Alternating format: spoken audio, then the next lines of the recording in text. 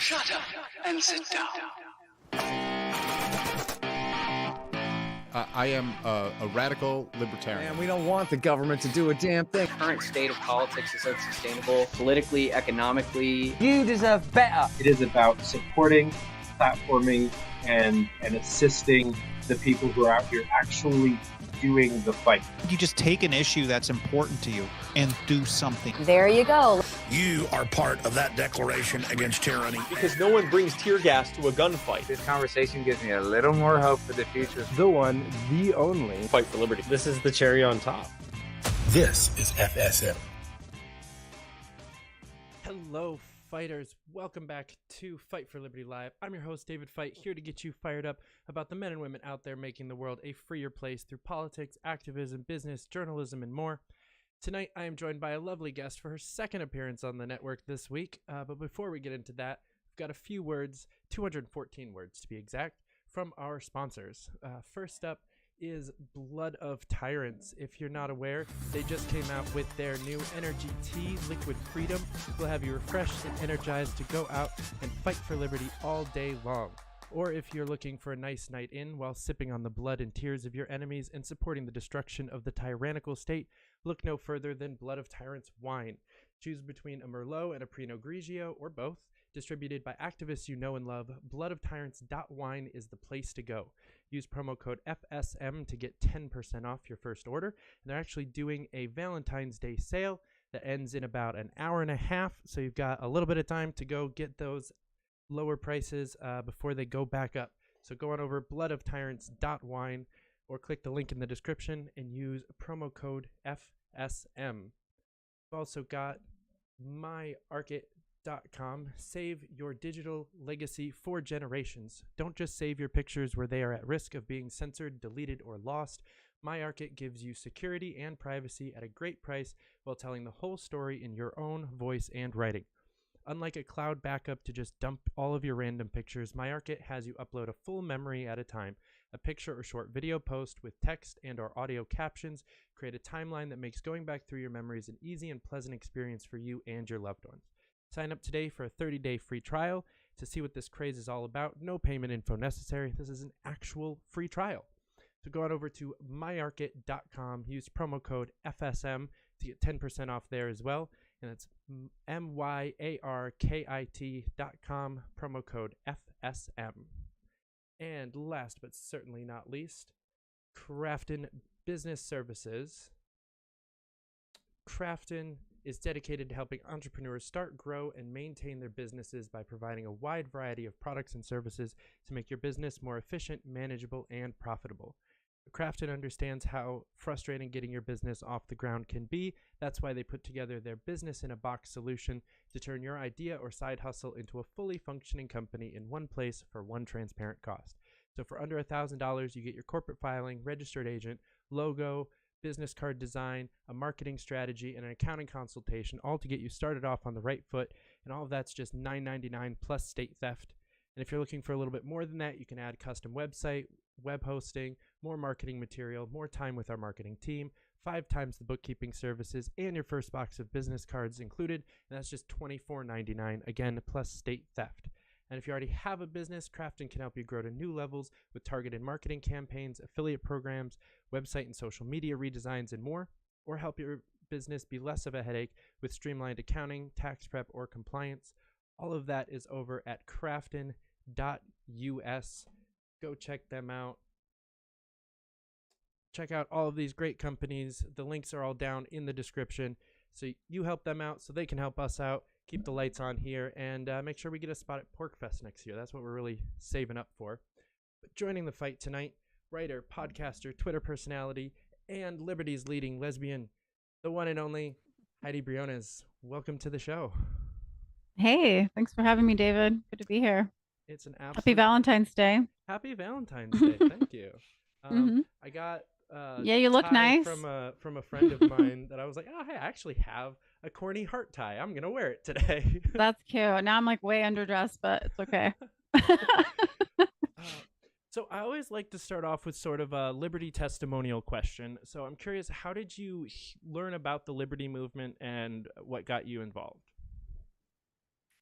Sure. I mean, I think I've always been, you know, somewhat libertarian. Even when I was on the left, I considered myself a civil libertarian at least. And, I started an ACLU chapter back when the ACLU actually did good work in the early 2000s, about the last time they did.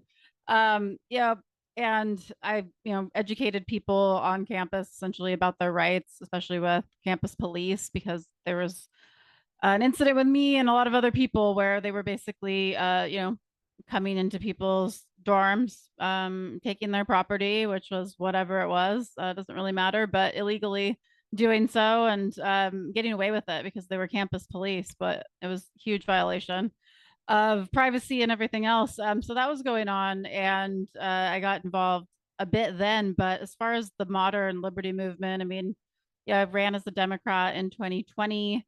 And then very quickly after that, I, left the party again. I wasn't always a Democrat necessarily. I considered myself somewhat on the left, but ran as a Democrat and then left during COVID because I just realized, not only COVID, but everything else that's been going on, as far as the radical trans rights agenda, and other things. The left was taking the most authoritarian side possible. And I used to consider the right more authoritarian than the left when I was growing up in the late 90s, early 2000s. I considered the right to be, more authoritarian than the left in that cultural moment. And that shifted dramatically. So that led me to feel, without any sort of political home. I've never considered myself a Republican and I probably never will. But, I side with conservatives on some things. But when I looked up what liberty was about really, and educated myself on economics, as well as, the cultural issues and, gun rights and everything else, it became like clear that, well, I know what this movement will have to say about the next war, what they'll have to say about the next pandemic, what they'll have to say about the next thing. And I can't say that about any other party or any other group to be aligned with. So it fits me the closest because I think that consistency and principles are vital at this particular historical moment, and we just don't have the time to to waver and to go with the current thing. We need to stand for something, and I think that that's the most fundamentally American thing that you can stand for. Is foundations of liberty. I love it. It is kind of weird to see the quote unquote right be the more freedom party on some issues. Obviously, On they're some, still yeah. really authoritarian on like 80% of their platform. But it's really weird because I grew up kind of conservative, independent type, and into like more of a constitutional conservative. And then by the time I was actually voting age, 2016 was the first election I voted in, so I voted Gary Johnson and have been an active member since.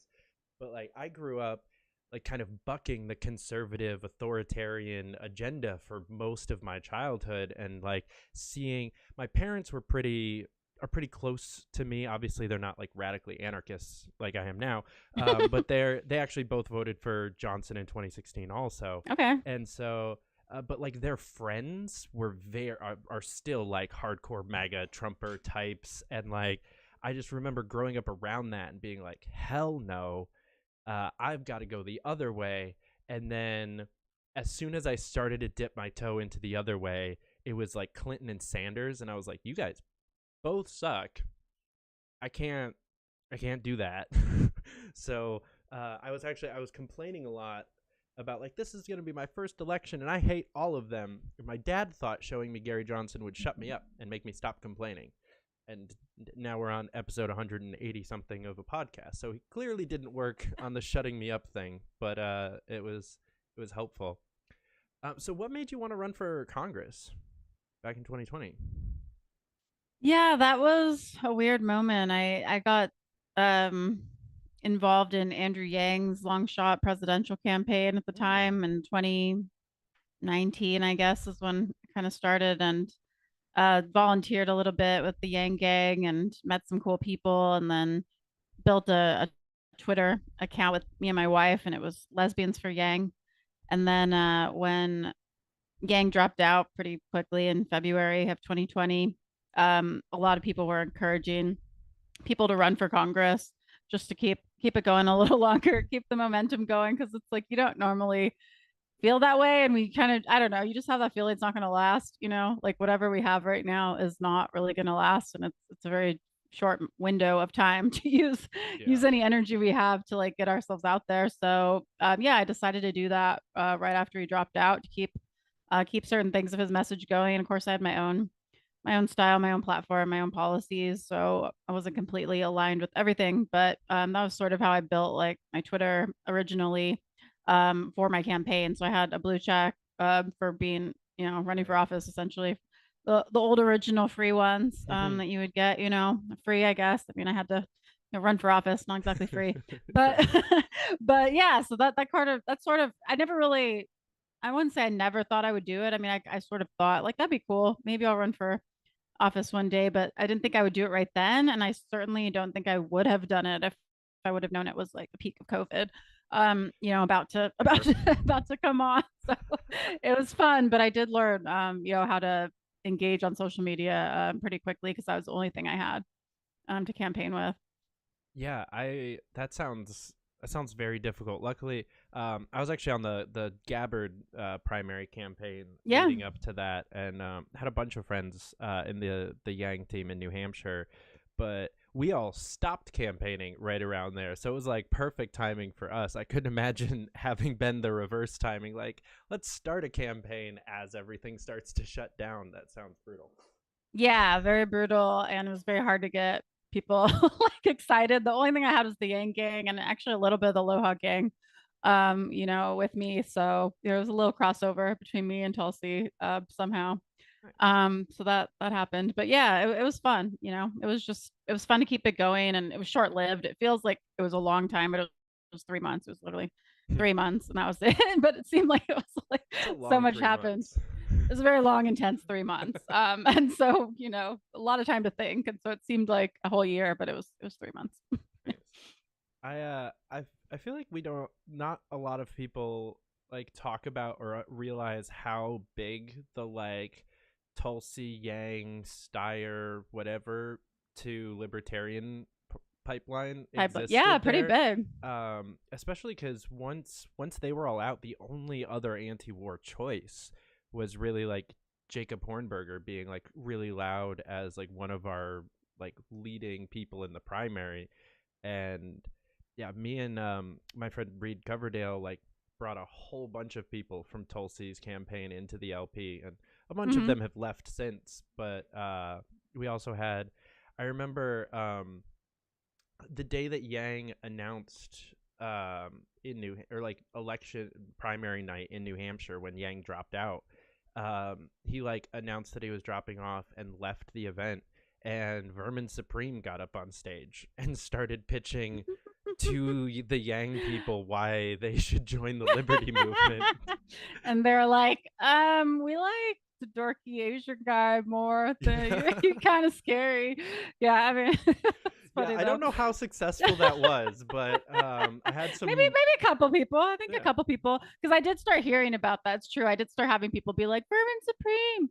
And I was like, where is this coming from? And I actually interviewed him. I did like a short-lived little podcast, and yeah, that was fun. But he's left, right? He's like a Democrat now or something, or he left I think the party. He's back to or Green Party, he's or back I don't even to know what he always used to do, which was run independent in most states and whatever the major party is in the other states, and just try to get on as many primary ballots. Like, he's been running for president for like 30 something years now.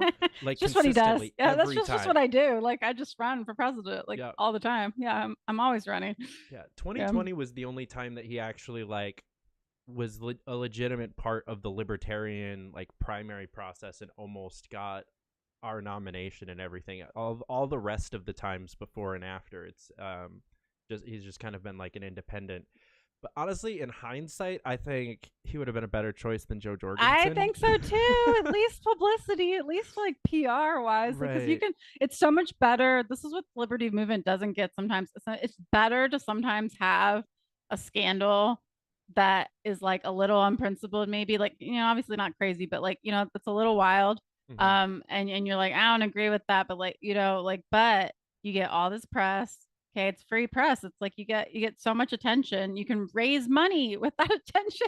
Like it's like, the ability to be able to correct misinformation or a lie or wild claims or just cover ups or just or just the joke aspect of it or whatever it is a good opportunity. And I know we want to be serious and stuff, but like sometimes I don't know. Sometimes I think he has a point. Sometimes I think making light of it is a point, because let's be real, we're probably not going to have a libertarian president in the US, at least not anytime soon. Right. We're going for ballot access. We want to expand that. We want to expand single issues and certain things, but are we going to have a Javier Milei? I don't think anytime soon.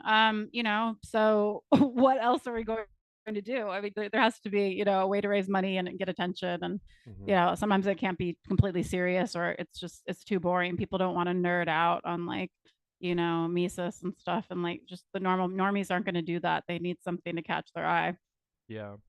And I think that like that year would have been like a really good opportunity for it, because I think coming off of 2 years of Gary Johnson, it's more of like a juxtaposition of like, we are a serious party, but we put this guy up because the system has made a joke out of us. And so like, this is what we're doing now. And then if like this time around, we threw up another actually reasonable, serious person like a Lars Mapstead or a Mike Termott or somebody that's like kind of closer to the what the normies would want, it can be shown as more of a like, well, this is just what we had to do to get your guys' attention. Where I think if like we were to nominate him this year, it's like, oh, well, they're the joke party, so that makes sense, and it would just completely kill us. I mean, it's really important. I mean, in politics is what people miss, and things have their moment and then it's gone. So yeah, I mean that's a good point. Like, I don't think this is the moment. I personally think like it should be more of a populist message going in to 2020 for the LP. I don't think it's the year to have the serious candidate. I think that we should get to 5% any which way we can, personally. And then go for that, because I mean it's just strategy. So we'll see what the delegates decide, but I mean it's probably going to be Rechtenfeld, right? Rechtenfeld, how do you pronounce the name? I don't know. It's gonna be interesting. Really? Just from watching the last few years, because I mean, it's really all up to how the individual state conventions fall, and there's still a bunch of those left to happen, and so I don't know. There isn't any wing of the party that actually has control anymore as far as going into DC. Like Reno, the Mises Caucus had it in the bag, like they were going to leave Reno in control. That's not necessarily the case for this time around. So really, I think, so you think like Chase Oliver, that kind of thing? I honestly, I haven't made a prediction, and I'm not okay. I don't know, because like there's a bunch of straw polls that Chase has obliterated the other candidates in a few states like Iowa. He just ran away with that race. And then there's a couple other states where he's at the bottom of the pack, because it's like, and it's a very interesting scenario. So I'm not sure what it's going to look like. For me personally, my choice, if I am a delegate, is going to be almost entirely based on who has the better team. Because that's what that was the biggest mistake I think we made in 2020, other than just nominating Jorgensen in general. But we nominated somebody that didn't have a campaign team at all. She didn't think she was going to get the nomination, so she had a campaign manager and like 2 other people and nothing else. And so after the convention, they had to create a whole campaign team around her, where at the moment, like Chase, Rechtenwald, Lars, Mike Termott, they all already have full 15-20 person teams. Like half of them are paid staff, like they're actually doing it right. So that's like, if you don't have that, I'm not going to take you seriously. But we're doing a lot better in that area this time around, which is nice. That's good. I mean, it is odd because you can just come out of nowhere and get all the delegates to vote for you. I mean, that's the fun part of it, right? You could just like run in there and just make your case like in a way that appealed to the most, or play politics, or whatever you needed to do and get it, but have absolutely no infrastructure. I mean, that's totally possible with the way it's set up, because I mean, but yeah, it's interesting. I mean, either way, we'll see. It'll be fun to see. I have no idea what's going to go on this election cycle. I've made my predictions, but it's just for fun. I honestly, anything could happen at this point. It's February. Yeah. There's so much that can go down before anything happens with any party. So we'll see. Right. It could it could not be any of the candidates. Yeah, it could be literally nobody. Three parties. It's gonna be like Nikki Haley versus Gavin Newsom versus Kamala Harris versus else. Yeah, I mean, I don't know. Yeah. Kamala Harris versus RFK Jr. versus, it's gonna be, I mean, there's RFK too. That does throw a wrench in certain states. Yeah. So just the name Kennedy, I believe, will probably get him like a decent percentage in a few places. So I think that's interesting too. I mean, his ad during the Super Bowl was just Kennedy, the JFK ad. Yeah. So that's interesting. Name recognition, I do think, is number one, and people can discount it if they want, but yard signs work for a reason. All this stuff works for a reason. Just repeating a name. Trump was president for a reason. Came in with the best name recognition you could get ever. So it does play a factor. It's not the only thing, but it is huge. Yeah, I as like a major like policy or political / history nerd, I loved the RFK Super Bowl ad, because like I obviously didn't live through JFK, but I know that song already because I'm that level of a nerd, and so just hearing it, yeah, it is very positive. It's so that old school, let's make a jingle vibe, from the 60s. It's so classic, and it immediately is catchy. And it's refreshing. It's kind of just almost refreshing to be that simple. Like, just think about me, get your name in my head, and put a smile on your face. A lot of people were complaining online that he didn't use that time and money to like touch on an issue or something like that. And yeah, but then I disagree. Then he'd be pigeonholed. Yeah, right. Yeah. Like, what issue you gonna pick? There's a billion issues, so if you pick any issue, you're screwed. Like, because it's like, it doesn't matter, because you're gonna piss off all the other people, because that's how divided we are. So I think no way, with that short amount of spot, it had to be just a message like that. And with his name, you can't let that opportunity really pass. I mean, if you're running his campaign, you're like, we're just gonna say Kennedy. I mean, like, that's literally all we need to say at this point. Like, it is the best thing he's got going for him. Did I mention he's the Kennedy? Did I mention he's RFK Jr.? Like, do you know his name? Like, oh yeah, all right, well, like, cool. Like, that's about it. Normally, I would have looked this up, and I haven't yet. Now that we're talking about it, I'm mad that I don't know these numbers, but I'm very curious what the like Google search stats are from, like, how many people Googled him after seeing that ad. That's a good question. I haven't looked at it either. I remember when Tulsi Gabbard broke the internet and was like, they didn't, they censored me. I had an ad running and they killed it because they said it was Russian bots. Hilarious. But anyway, yeah, I don't know. I haven't looked it up. I mean, I follow a lot of RFK Jr. fans, so they're always pumping him up, and I haven't really followed him that closely. I honestly forgot he was running for a while, and then they start posting things like, oh, he's polling at this, he's polling at that. And then I kind of looked at a few things and I'm like, I don't know, it doesn't seem that great to me. I think you guys are inflating what's going on here, because I'm not really seeing that in the numbers I was looking at, but I guess some states were showing him at like 30%, things like that. And we'll see. We'll have to. His fans are delusional, but they're not any more delusional than you and I were in 2020 thinking Tulsi and Yang had a chance. Yeah, I really didn't. I mean, deep down, they don't. I mean, you know what I mean? Like, it's one of those. It's like, they don't, but you're riding the wave, and it's going to crash, but you're just like, but I'm having fun right now. Yeah, I'm going to get sand in my mouth in like 1 second, but like, we're not there yet. So let's just let's just pretend this is real. So yeah, that's the moment they're riding. So good for them. I mean, but yeah, they try to get me. I get a lot of DMs. Are you gonna support RFK Jr.? And I'm like, no. I'm like, no. Like, I'm not going to. Like, I might not even vote at all. Like, I'm in Oregon. Like, it doesn't even freaking matter. So I might not even I feel that. vote on that line at all. Like, it won't even it won't even matter. It'll be decided by the time it gets here. We have like, no delegates. It's ridiculous. But yeah. Can definitely relate as a lifelong New Yorker. Right. Yeah. It's just like our vote doesn't matter. Like, I mean, it must be nice to be in New Hampshire, that kind of thing. Yeah, it was so much fun in 2016 having people tell me that my vote for Johnson elected Trump. And it's like, I promise you, no, my vote went to Biden or Clinton, I guess we're talking 16. My vote went to Clinton regardless of whether or not I even voted, let alone who I voted for. Right.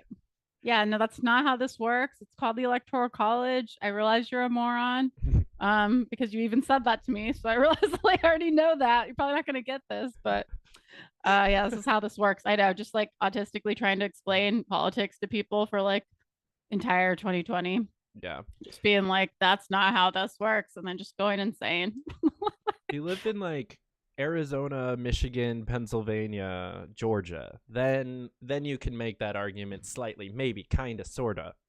Or yeah, it really would have to be swing counties is almost like what it comes down to in most places. So it really would be at the county level is like would be the best argument. Yeah. Would be like, well, let's look at your county. Let's look at, but yeah, states where it comes that close are few and far between. They're mostly decided. It's not a democracy. It's a system that's set up to, uphold, the system basically. It's just like set up to keep it strong and to keep it going on without, and it's a good thing. In a way, like it's a good protection because you don't want to have just a straight democracy because you don't want one vote to be able to swing, the future of the country. You want it to be at least like, hey, like there's got to be at least like 10,000 to like 100,000, like, gap here to where you can't just have a few crazy people totally swing, the trajectory. I mean, not that the president, I don't know.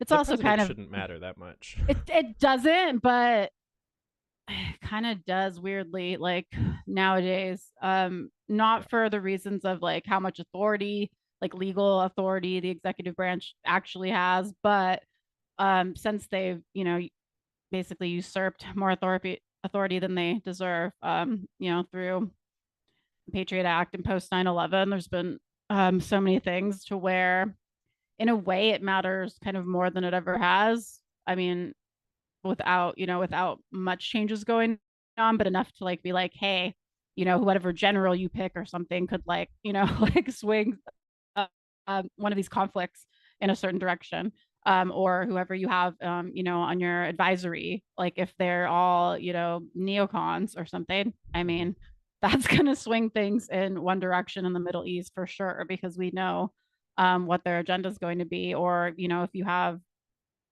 it's really like comes down to who is going to be working for you, like you mentioned before, like even with a campaign, and then it goes into who is going to be your staff, who's your chief of staff, who's on your advisory, like who's actually working under you, and can we trust them, rather than the president.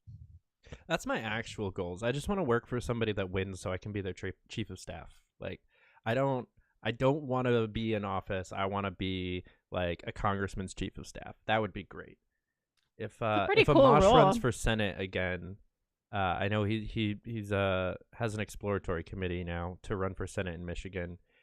If he actually turns that into a real campaign, I will be sending him an email immediately asking to be on that staff. And like he's planning on running as a Republican, so I will honestly gladly exit the Libertarian Party momentarily to go put Justin Amash back in Washington.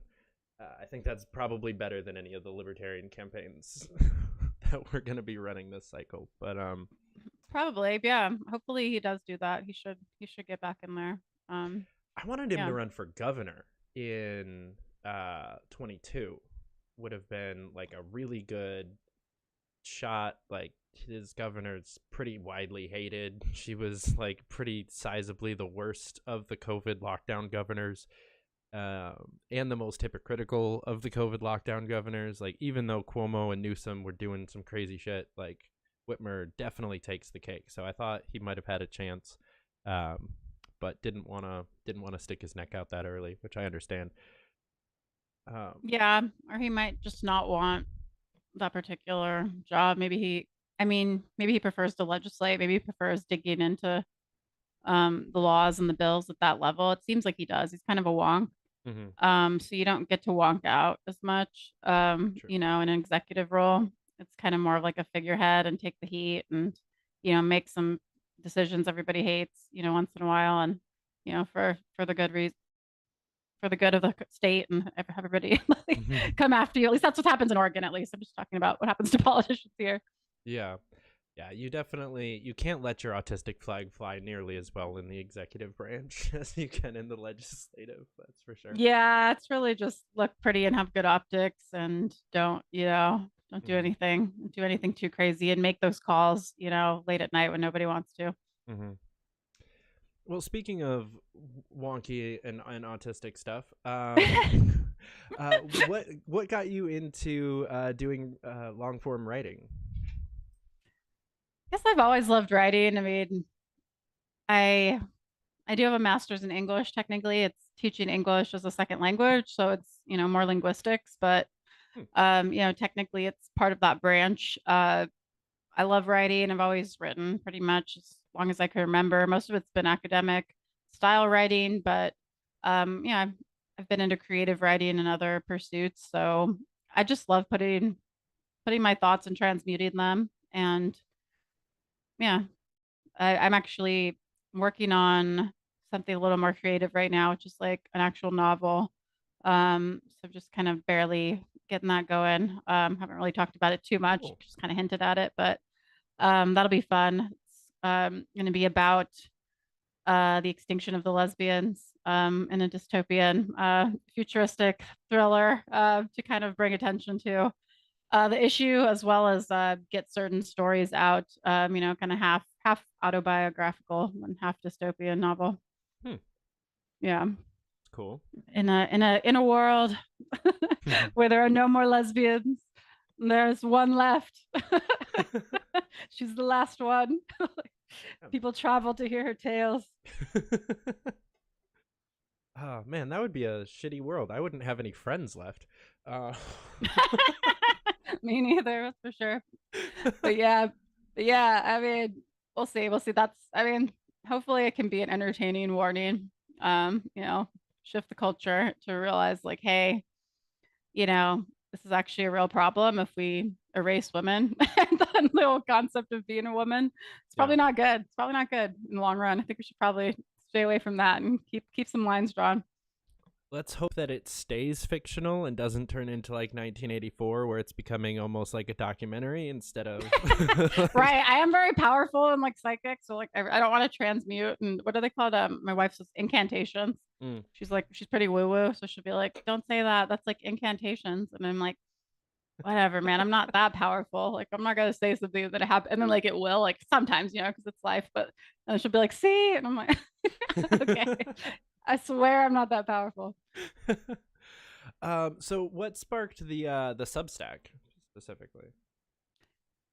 Yeah, not really sure. I just wanted, I guess, a place to write about liberty issues and anything that kind of came up. So not really sure. I think some of my best articles in there would be the one on the fourth turning.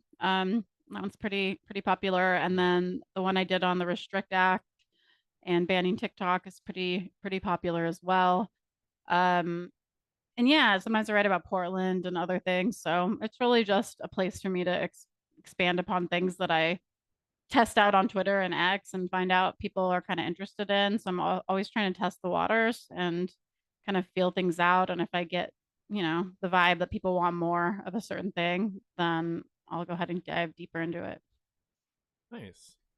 I've like toyed with the idea of a Substack for a while, and every time I try to write something long form, I just go, no, this is well, with Substack, yeah, you don't have to write like the whole time. Like it used to be better until they got in a fight with Twitter. They got in a fight with Elon, so he turned off a lot of the embedding features that it had with Twitter. They used to play nice. They used to be able to embed tweets like beautifully and like make it super pretty. So it's actually pretty easy. I mean, I try to mix video, photos in there, some writing, and you can make bullet points for. I mean, you got to realize people's attention span. So I just do it, for my ADHD brain. I'm like, okay, I got a picture now. I got to have, I try to make mine easier to read, and people do seem to think so. They actually read them and they actually finish them, and they'll be like, that was a good piece. That was entertaining.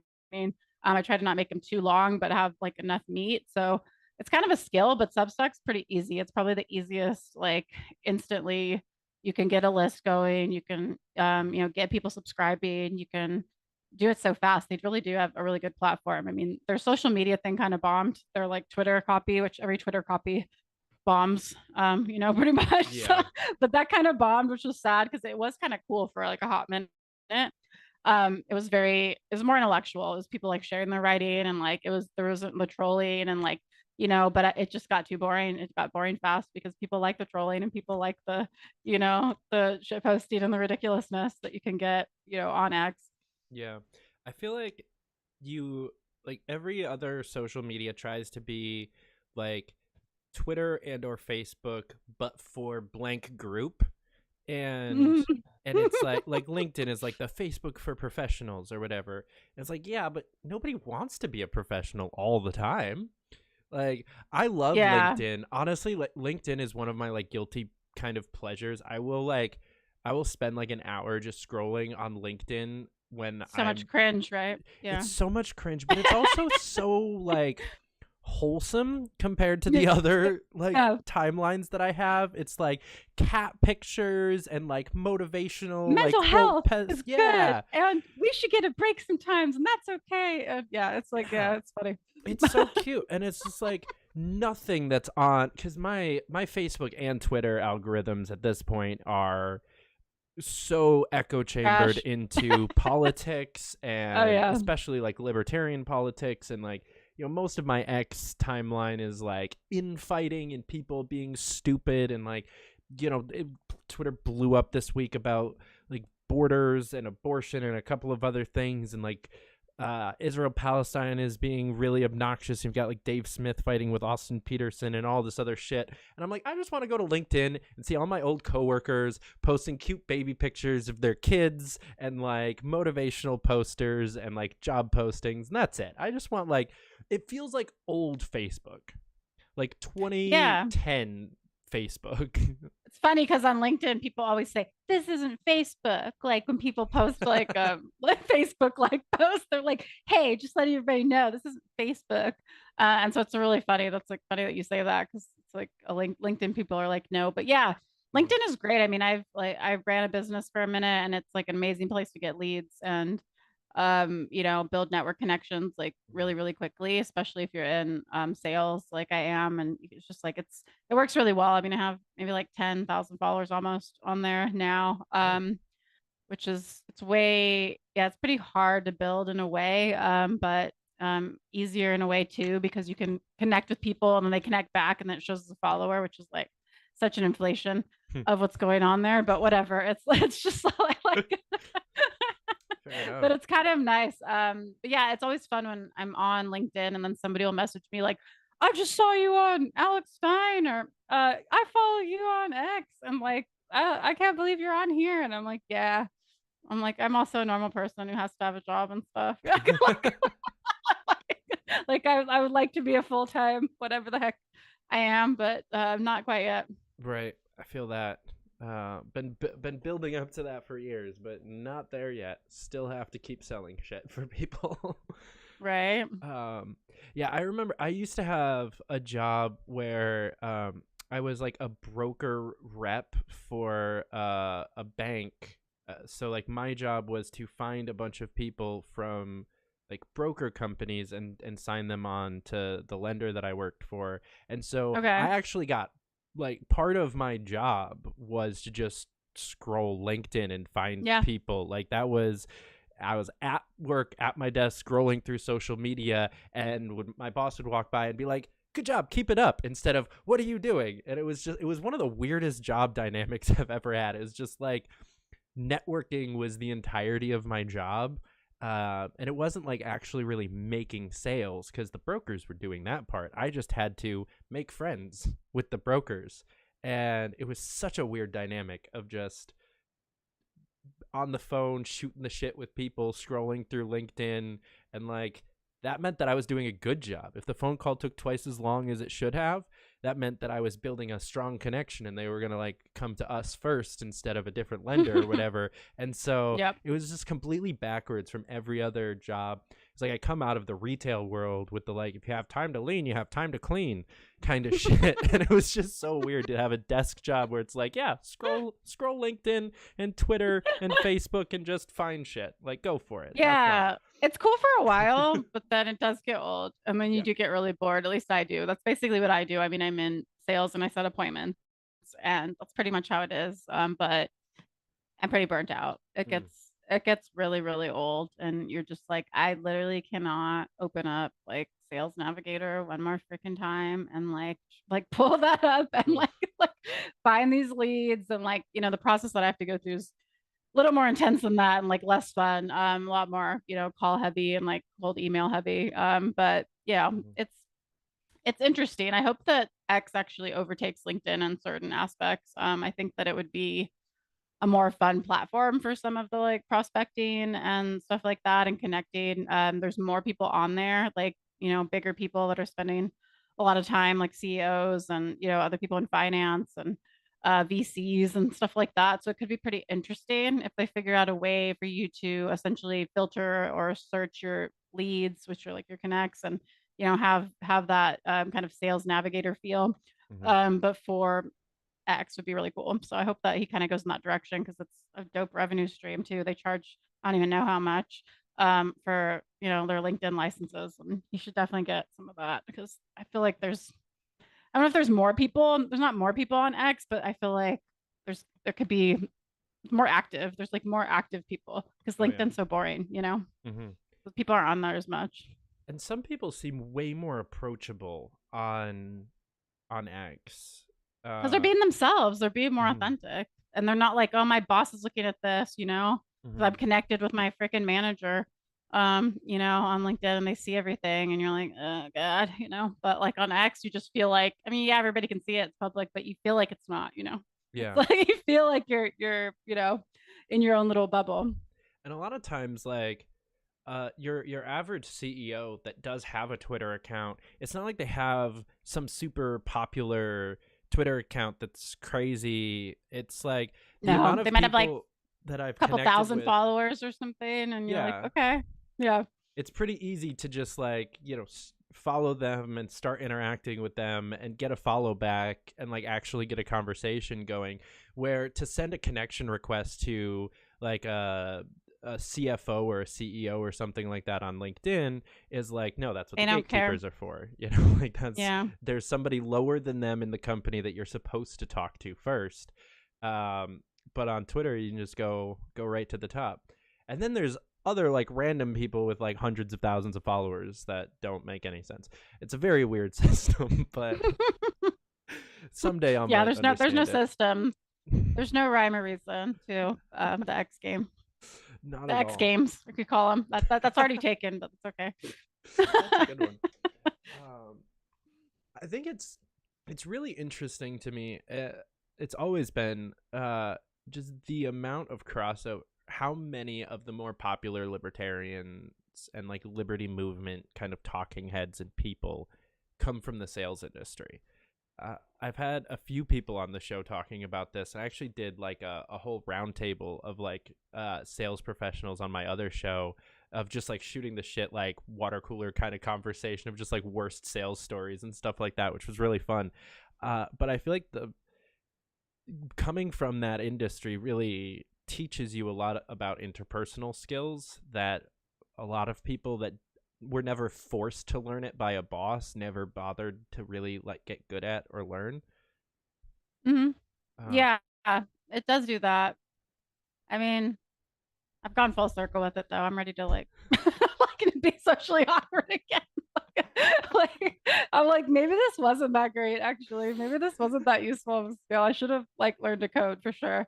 This was like I could just be listening to music instead of trying to talk to people all day. Like at some point it's just like, it's a lot of social interaction, especially with the whole Zoom like culture and everything. Like you could be literally on Zoom meetings all day now in sales and have, technically a lot of socialization, but actually zero. Yeah. Zero real socialization that's like satisfying. So I think I've almost come full circle where I'm like, I want to learn something where I can like listen to music all day and just do my little task, and have people leave me alone and then save my socialization energy for when I go out so that I have some left, because I think sales can suck it out of certain people that are kind of a little more introverted. I'm sort of in the middle, but I can lean that way when I feel burnt out. I definitely lean into being introverted. Fair enough. That was actually about to be my next question. 'Cause yeah, I am definitely like way on the extrovert side of that spectrum. But what you said about the Zoom thing really like hit home, because that's not actual socialization. It's not so really different. It's like socialization light, or like I don't know. It's not quite there, but it's better than nothing for sure. It's better than you just sitting there and never socializing, which happened to a lot of people during COVID and probably still. But it's not the same as being in the same room with people. It really just isn't. It doesn't give you that satisfaction like it should. Yeah, I definitely miss the office dynamic. I also miss like having to be somewhere at a certain time in the morning, like just the forced structure in the daily schedule. Yeah, maybe that's like my autism, but yeah, that is kind of comforting in a way, because it's like, okay, I know what I'm supposed to do. I know where I sit. I know where my computer is. I know like when I'm supposed to do what, and then other people around me are doing the same thing. So it's like social pressure, and like you're just like everybody's doing it. And there's certainly things I hate about the office. Mainly like sharing bathrooms and kitchens with people is just like disgusting to me, and I don't want to do it.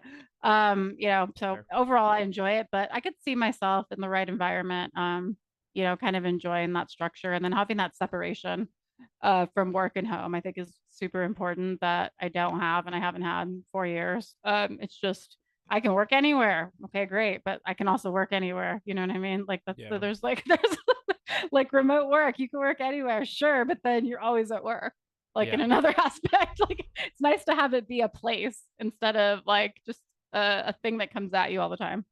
Yeah, I was actually reading an article a couple weeks ago that had like I don't know how they came up with these numbers, so I'll just preface this that like this could be like a really random like group that's not indicative of the whole population. You're making up your statistics. It's okay. But most people do. They were talking about how like they expected productivity to go down with the shift to remote, and that like the actual like logged screen time on like within the like whatever program that they're have to be on for work, whatever, so like actively working actually went up on average, because you can, let me just do that thing real quick, it's 9 o'clock at night, let me just like go sit down and do something, I just put the kids to bed, wife's doing something, let me like go do something. And that's kind of the best time, because you're like, you don't have your coworkers up your butt, and you're like, this is like when I can get work done, but then suddenly you realize, I'm working around the clock. Yeah. I have this is something that started like really early on, like as soon as like cell phones and whatever got introduced into my life at like 14, 15, is like I am very bad at ignoring a text message. I turn off my notifications. I'm the same. I can't even hear it. Like I only have like a couple people on like for work reasons, and even then like I don't really like it, but I can't stand it. I can't stand notifications. I keep all of them off because I have to. I'm just like a Pavlov dog, I'm just like, nope, yep, what, yep. Like it's just like, it doesn't matter if I hear it. It's like I have to do something about it. It's crazy. Yeah, I will stay up until like 3 o'clock in the morning if I have a friend somewhere in some other part of the country that's like texting me.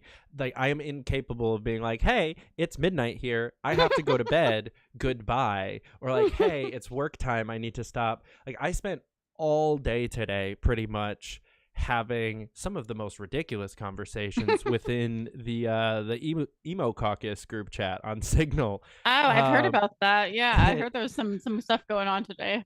Today was very interesting. Somehow we went from tits to Islam in like 3 minutes, and I don't even really know what happened. I blinked, and all of a sudden we were talking about whether or not Islam was good or bad, and I was like, we were just talking about tits. That was so much better of a conversation. Can we go back to talking about tits, please? Yeah, let's keep it a little lighter in the emo caucus, I guess. Right. Don't want to cry. Don't want to cry too much. Well, I mean, that's the whole point. The chat's supposed to make us cry. I got called a fake emo today, and that kind of made me sad. But that was a whole... You need to put some eyeliner on. They'll never say that again. Right. There we go. I haven't done that in a while. Well, maybe that's an idea. Yeah, next show. Next show. I'll have Do like an a full emo show. emo show. Yeah. I'll have to have Ben back on or something. But yeah, I definitely like I can let an entire day just go away to like just responding to people. Like if I like post something good on Twitter, and like I'm actually getting, I could not imagine being at the level that even like you're at, where there's that many people like I wouldn't be able to function. I can't ignore comments or things like, because I'm really still hard. Yeah. The highest I got, like I was at almost 4,000 followers before my first account got deleted, and that was like I was happy with that. Like almost every post I posted got likes, some interactions. Like when I actually asked questions and stuff, I got stuff. But if I posted something that actually like blew up, like Dave Smith retweeted me or something like that, I would spend the next 3 hours just doing shit. Yeah. And it's hard. It's really hard. I think, once you get to a certain level, you really try to control for that. Like I will just sometimes be like, if it starts going viral immediately, I sometimes just have to mute the conversation and just like come back to it. Cause I just don't know. I'm like, oh no, I know this is going to get out of hand. Like the second I start seeing like everybody leaving the same reply, I'm like, crap, like it's just like this is gonna go off, and I'm gonna be sitting there trying to correct them all, and I'm just like, I can't do this. Like I literally can't do this today.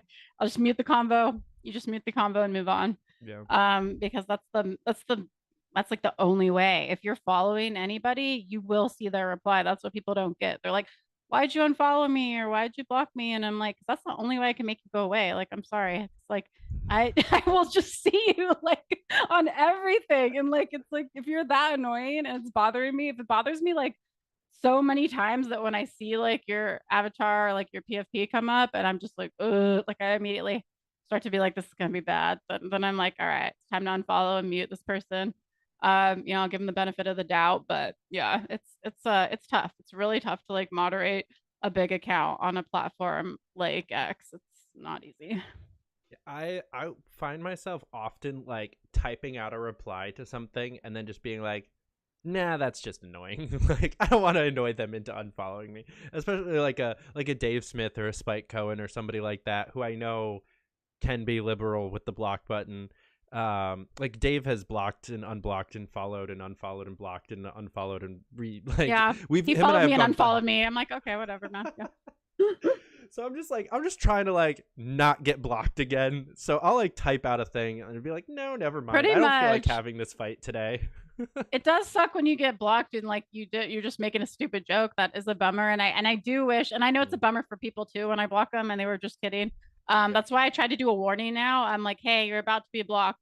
Just let you know, like repent kind of a thing, like this is your opportunity. Like just either say nothing or like make up for yourself and say you were joking, and then or they go unhinged. Some people will go unhinged when I say that and just like go totally whacked out. I'm like, okay, then blocking, for sure.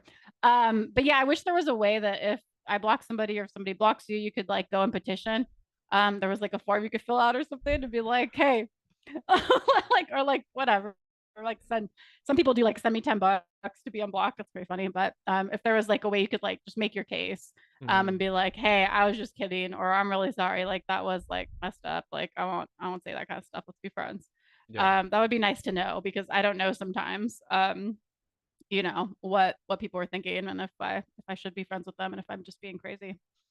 It's one of the things I really miss about Tumblr. I think there's a few things that Tumblr does better than any other social media, and then for the rest of it, it's pretty much defunct and like Tumblr was actually like shit show. wild, yeah, really good in certain aspects, yeah. Yeah, but I love that they had like the asks and the DMs as like two separate things. Like you can approach like a really popular account that would never actually message back and forth with you, but still send them like an actual message that they would respond to in the like asks side.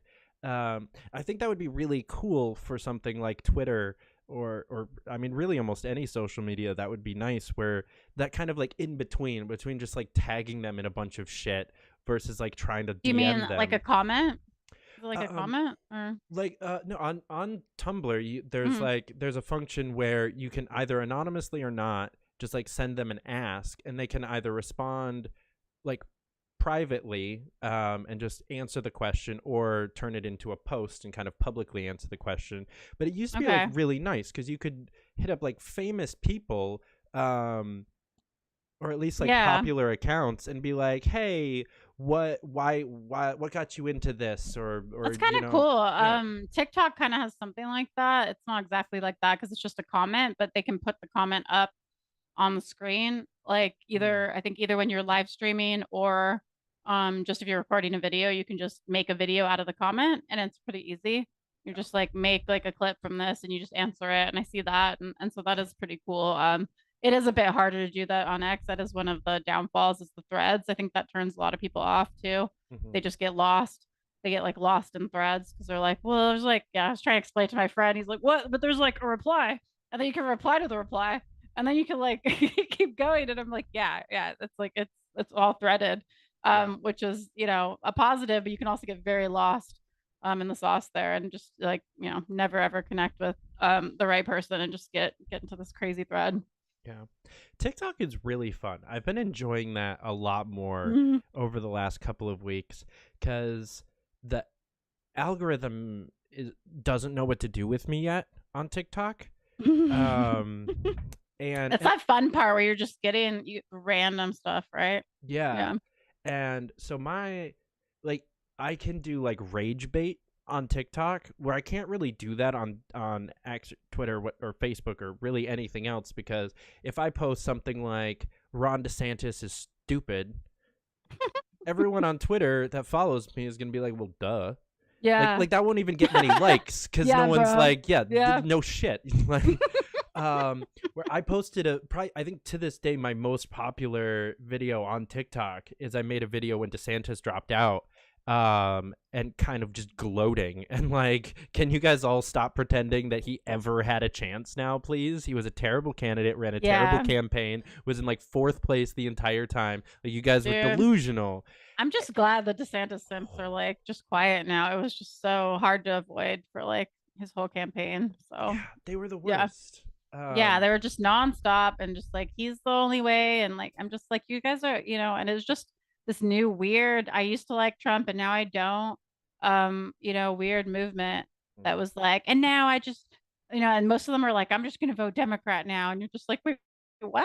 Like it's bizarre. Like I was like, you guys are like the weirdest like subset, and I was in the Yang Gang, so that's already weird, but like you're even weirder than that, and that's not good. Like you were very, very bizarre. Yeah.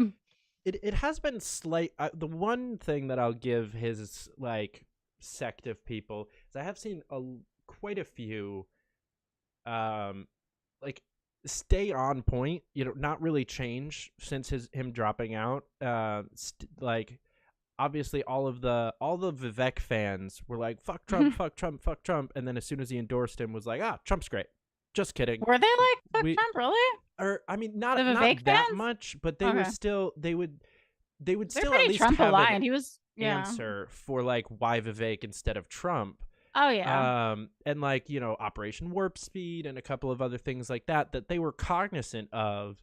And like, I've liked seeing a lot of the DeSantis people that I did follow because they were kind of funny or whatever, that I still follow are staying true to that, and still like President Warp Speed is shit. Like there's no way I'm voting for him. Is nice, because every other election cycle we've seen, all of the Bernie Sanders people like ended up voting for and simping for loudly Biden, and it was like, what are you doing? Did they? But or at least like the more popular, more like famous I guess. ones. I thought I don't know. Yeah, I thought even like Nina Turner started campaigning for Biden. it was weird. I mean, Bernie was at a very weird intersect where like actual leftists for a while supported him, but then kind of abandoned him pretty quickly and realized like, no, like this is too working inside the system, and he's actually more like a progressive. And then he kind of pulled the progressives, and then it just kind of fell off completely. It was like definitely like a moment where he had that 2016 magical bird landing on the podium, you know, energy. And then it's like, oh wait, this is actually just like an old man that like like there's really not much going here, and he's actually aligns with the Democrats on pretty much everything. You know, so I mean, he's just kind of like a Democrat light, you know, in a more libertarian, gun-friendly state. And then, you know, I mean, he is a socialist, but he's like a socialist light, you know, so it's odd. Yeah. I lost all respect for him when he endorsed Biden before like, obviously I hated that he endorsed Clinton, but at least that was after the convention. Like Clinton was the nominee. So yes, she's better than Trump to a Democrat. Like I understand that logic, but he endorsed Biden while Tulsi, and there was somebody else that was still in the race too. I don't remember who the I can't even remember was, now. but I know that Tulsi was still in the race and someone else, and he came out and endorsed Biden, and Tulsi closed up shop like 2 weeks later because like that was pretty much the nail in the coffin. Like if we couldn't get the Bernie people, what the fuck are we doing here? Yeah, that was a slap in the face. I mean, Tulsi did a lot for Bernie, so that was really like, what? Yeah, that was really like, you can't take a stand there. So okay, you're just one of them. Yeah. And then people just were like, whatever, I'm just over him after 2020. Plus he's like, you know, he's in this aging group of politicians that are just hanging in there till they die, you know, like we're just literally die in office so that they can get a special election and get another Democrat in. I mean, basically is like what they're told. And I know that, you know, they're just like, no, you just stay in as long as you're winning and it's all good, you know. It's insane. Yeah. How many people were like, we can't vote for an old white guy, we need to vote for Bernie? It's like, what? Yeah. But he's Jewish. Okay, all right. Yeah, it's wild. Yeah. Like, okay, he's Jewish. He's like, you know, he's like the least white of the, you know, of the white people. It's like, okay, that's cool. Oh, and he was arrested one time. I'm like, yeah, he was badass. He was protesting Vietnam War. He got arrested, and you know, he's a badass. Okay, yeah. That was honestly like one of the major selling points for him, to me at least, was like that he at least had a history of being kind of cool, and then obviously has been neutered for the last like 2 or 3 decades since. But yeah, there was I think a it's like, yeah, my dad said that he like had been around them at something, I forget what, like him, like Bernie and his wife were at some event, and he had been kind of near him, and he just said like they seemed like they smelled, you know, like he's like, you know, like when people just seem like they're like smelly and you're like, ew, like, you know, and that's how they seem like, and you can't have that. Like the White House is like so hilarious. It's like, yeah, just like these stinky like hippie people like from Vermont, like just like going and meeting like, you know, diplomats, and like, and I was just like, that's an interesting argument, but like there's just, you can't have a smelly person. Like that's where we draw the line. I'm not sure that Trump smells great, but honestly, I get it though. Like that's a decent point. It's kind of an important point. I mean, smell is like an important sense, you know. If you're meeting with like a leader, let's say you're Putin, or I bet Putin smells good. You know, he probably smells like musk, like manly. But he probably smells like very masculine, like, you know. But yeah, smells like Old Spice because he's always on the fucking horse. Totally right. You know? Yeah, exactly. Yeah, like yeah, he just has this masculine, like you know, whatever cologne or something on, like lightly. It just smells perfect. And then he goes and meets like a Bernie Sanders, just smells like patchouli and like, you know, like weed, and like he's just like, yeah, I'm gonna bomb you for sure, bro. Yeah. Like it's like, yeah. Bernie Sanders probably smells like Pork Fest. Oh yeah, some kind of mix of Burning Man and Pork Fest for sure. Yeah. Have you ever been up to Pork Fest? No.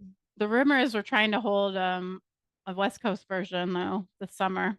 Ooh. And I voted for it to be called Beaverfest, or Beav Fest for short. And I got a lot of pushback on that, but I think it's the best. I think it's the best name by far. And the marketing just writes itself. So I hope they're sticking with that. But yeah, we're supposed to start working on that, and it'll be pretty small at first. But yeah, I do want to make it to Park Fest. Hopefully this year. If not, Beav Fest, and we'll see. Hell yeah. Like we can get some people to come out.